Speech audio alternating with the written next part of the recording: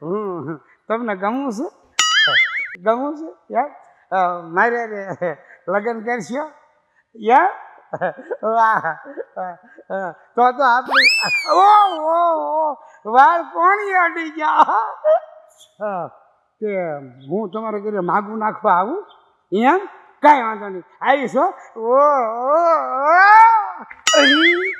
હા લે માગાનું જ મેં કીધું પણ મારે પૂછાણું નહીં ક્યાં આવવું એમનું ઘર ક્યાં